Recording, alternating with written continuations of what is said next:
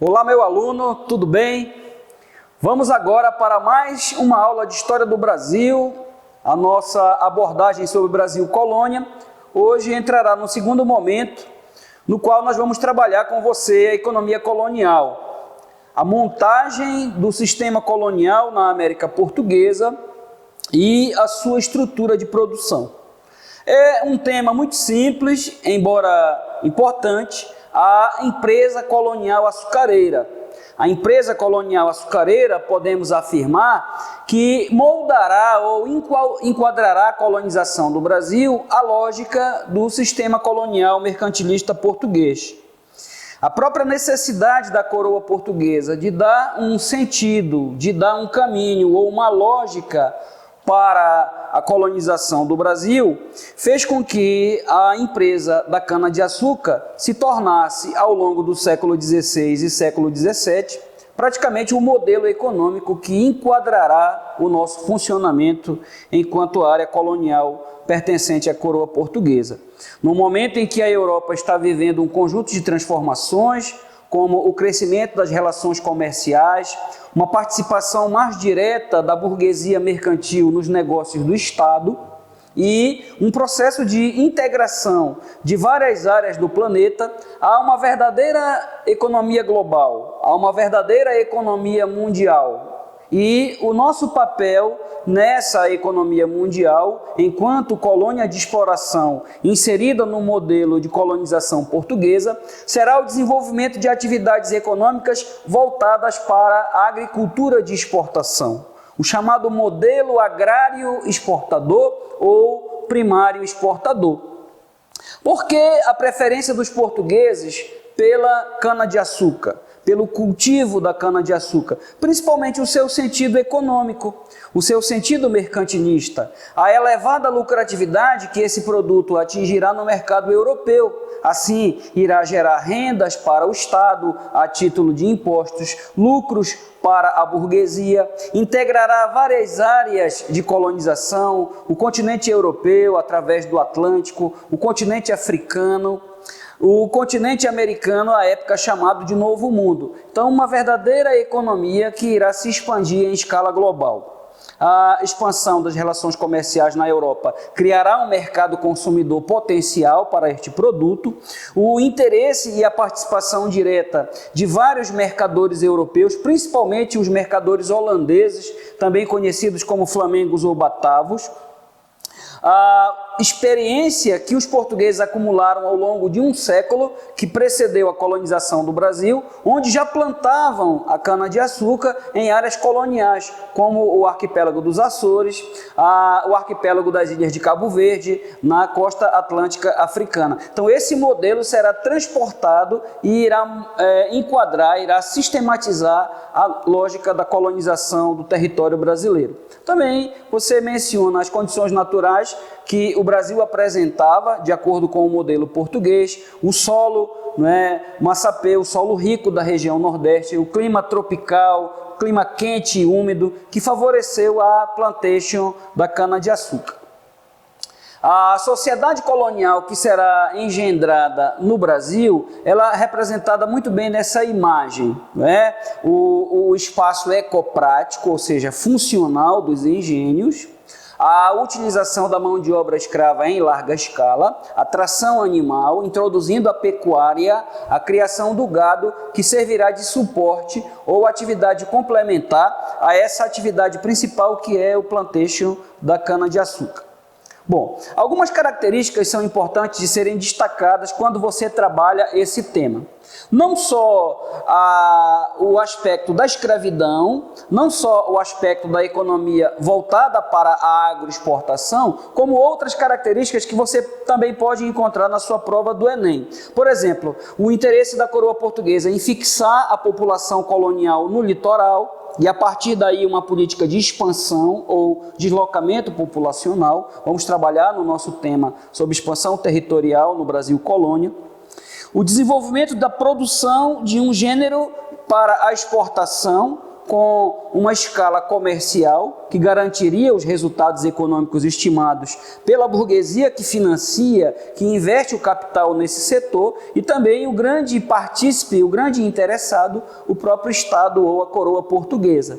Garantia o monopólio para os portugueses nas rotas de comércio no Atlântico Sul, e também a integração desses mercados com as colônias já estabelecidas no Oriente, as chamadas Índias Orientais, termo utilizado para definir o continente asiático neste período da Idade Moderna. Também garantir o papel direto que os portugueses vão desenvolver na competição internacional. Essa geopolítica entre as grandes potências mercantilistas gerava uma quase que necessidade ou prioridade estratégica para os portugueses, que se destacaram ao lado da Espanha como pioneiros nas grandes navegações e que não podem sequer pensar, cogitarem a possibilidade de perderem a sua colocação nesse complicado cenário de competição internacional.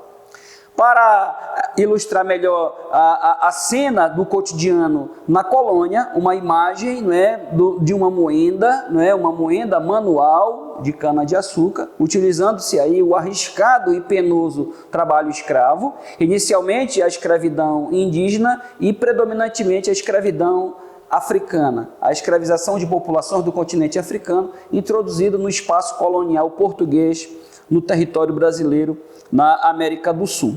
Olha, as características também que podem ser mencionadas no cenário de prova: atividades econômicas também utilizando o trabalho livre, muito embora predomine o trabalho compulsório, ou seja, o trabalho escravo, escravidão indígena, escravidão africana e algumas outras formas de trabalho utilizadas. Você tem o feitor, você tem o capitão do mato, você tem o contador, você tem o mestre do açúcar, que é aquele que faz a testagem da qualidade do produto, você tem o colono, você tem o trabalhador agregado do engenho, você tem o meeiro, você tem o poceiro.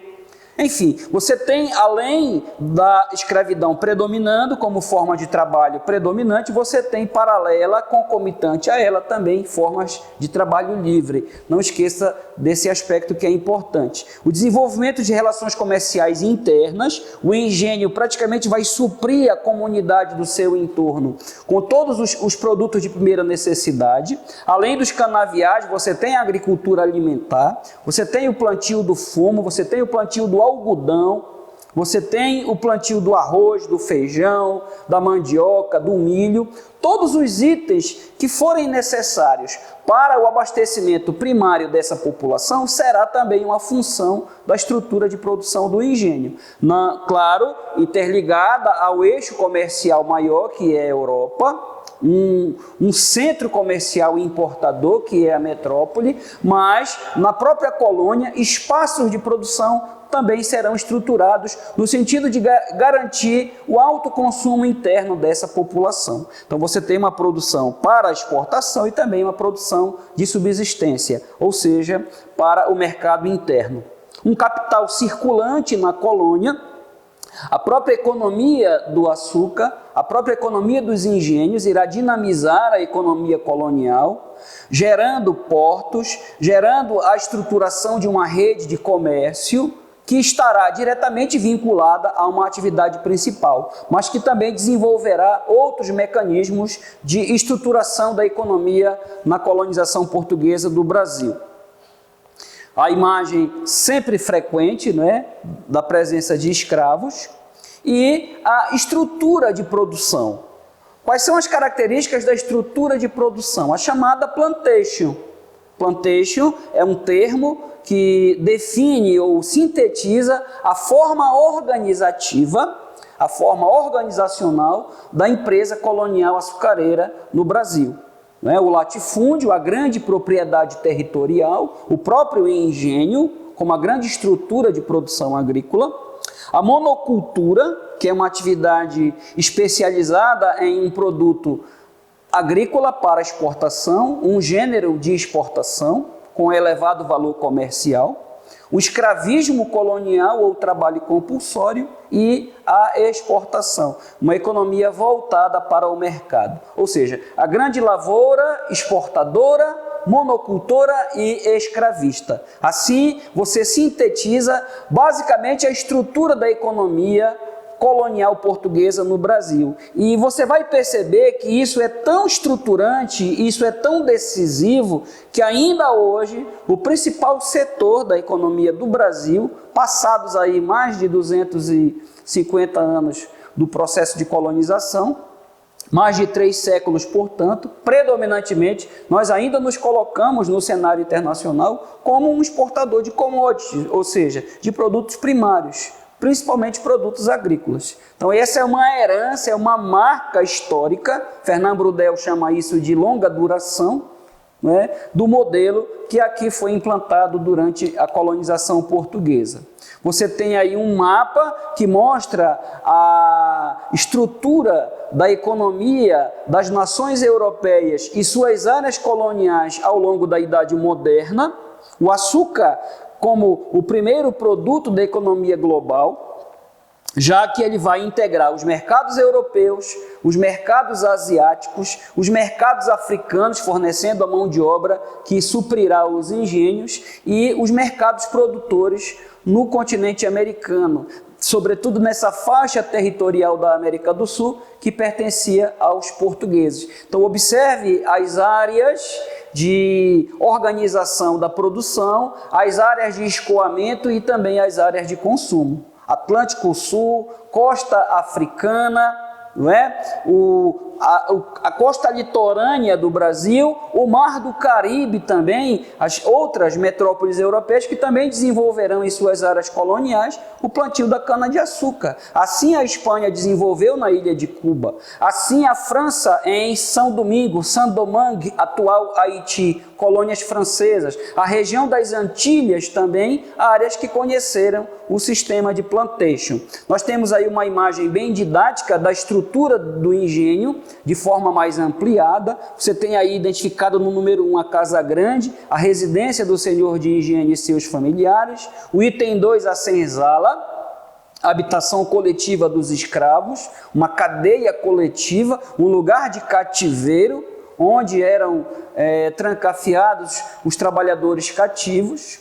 A casa de engenho, a moenda, a capela, o canavial, a colônia, ou seja, a residência dos trabalhadores livres, toda a estrutura social, toda a arquitetura do engenho, aí destacada nessa imagem. Uma outra imagem da revista super interessante, com as etapas da produção do açúcar, desde o seu plantio, a extração da cana, a moagem, o processo de extração dos subprodutos da cana, os derivados da cana, a produção do melaço de cana. O açúcar ele era exportado em caixas, ainda num estado pastoso, chamado açúcar deitado, e transportado para a Europa. Na Holanda ele era beneficiado, ele era refinado e assim posto à venda nos mercados europeus. Ou seja, um processo de produção, uma cadeia produtiva muito complexa que exigiu um enorme esforço dos portugueses e principalmente da população colonial, sobretudo a população escravizada. O escravo como as mãos e os pés dos senhores de engenho, como disse o Frei Antonio. Não é? Essa observação a respeito da presença do elemento escravizado como um elemento social de destaque, não olhando apenas para o aspecto econômico deste tema, mas também olhando para a sua estrutura social, a história social da colonização, cuja marca fundamental a escravidão indígena e, por razões que trabalharemos no tema sobre sociedade colonial, também a escravidão africana. Para finalizar, vamos trabalhar as principais características da sociedade colonial.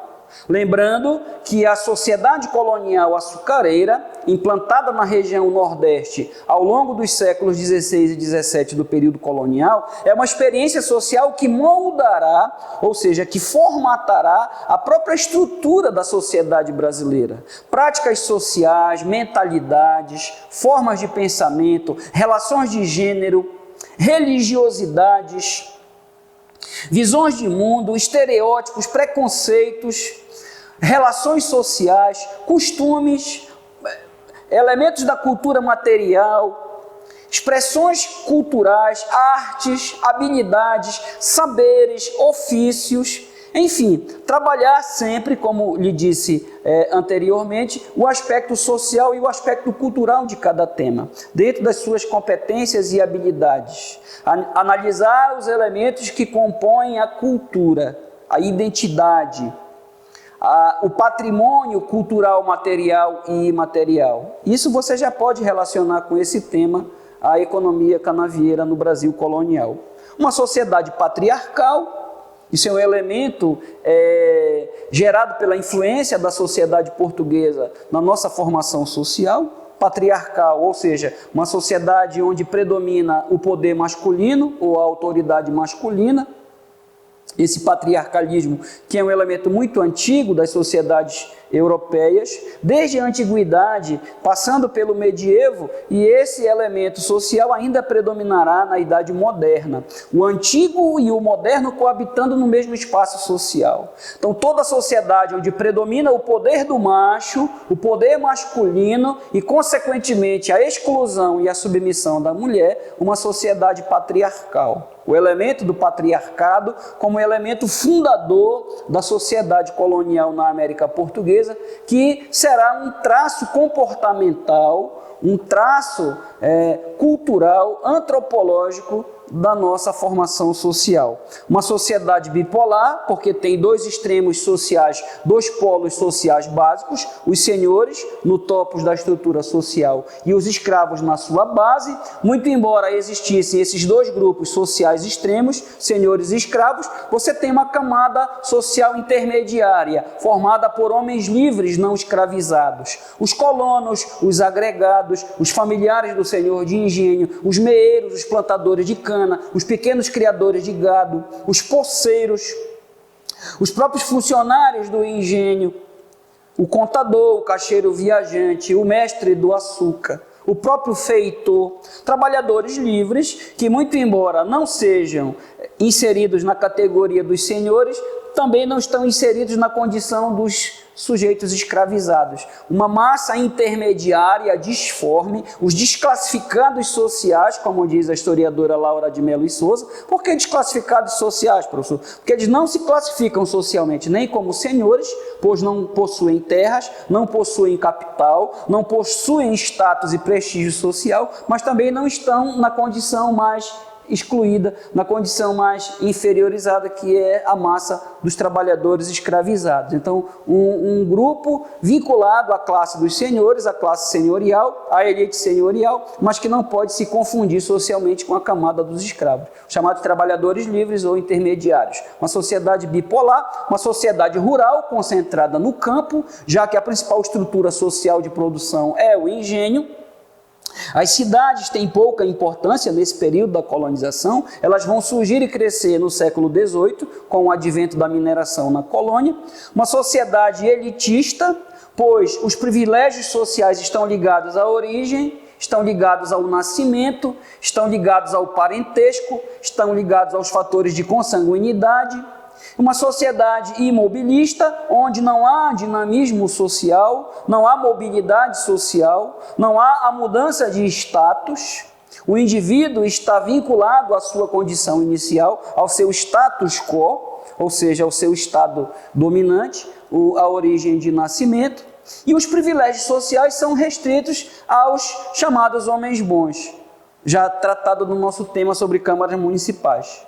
Os filhos diretos ou descendentes dos portugueses, aqui os senhores de engenho, que exercerão papéis sociais importantes, destacados e privilegiados, não havendo uma ascensão ou uma projeção dos grupos socialmente subalternos, como indígenas, como escravos e brancos pobres. Em uma sociedade católica, já que a presença da igreja é fundamental para se compreender o processo de formação cultural e a própria importância que essa instituição exercerá na formação da cultura ligada à colonização europeia, uma cultura etnocêntrica, baseada em uma visão de mundo rigidamente calcada nos valores de uma determinada cultura, no caso a cultura europeia, que é uma cultura muito marcada pelo cristianismo católico, uma sociedade que reproduzirá os valores, a ética, a moral cristã católica,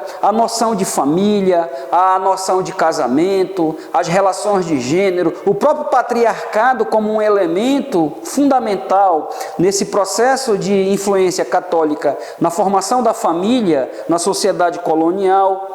Uma sociedade que renega ou que não considera como legítimos as outras formas de religiosidade, as religiosidades indígenas, as religiosidades de matriz africana, que serão muito discriminadas, serão perseguidas frente a esse imaginário católico. Uma sociedade onde a sexualidade é muito vigiada, é muito monitorada. Vimos isso na nossa aula sobre a presença da igreja na sociedade colonial. Portanto, uma cultura fortemente influenciada pelo ocidentalismo europeu, muito ligado à tradição clássica, mantida na colônia pela igreja, o humanismo, a própria ideia da tradição letrada, muito monopolizada pelo clero católico, a própria doutrinação religiosa das populações indígenas através da catequese, ou seja, uma sociedade cujos elementos formadores não podem ser dissociados dos fundamentos éticos e morais do catolicismo. E, finalmente, uma sociedade escravista, uma sociedade cuja formação material, cuja definição dos papéis sociais, a própria ideia de indivíduo, de pessoa, de homem, pensada a partir dos referenciais escravistas.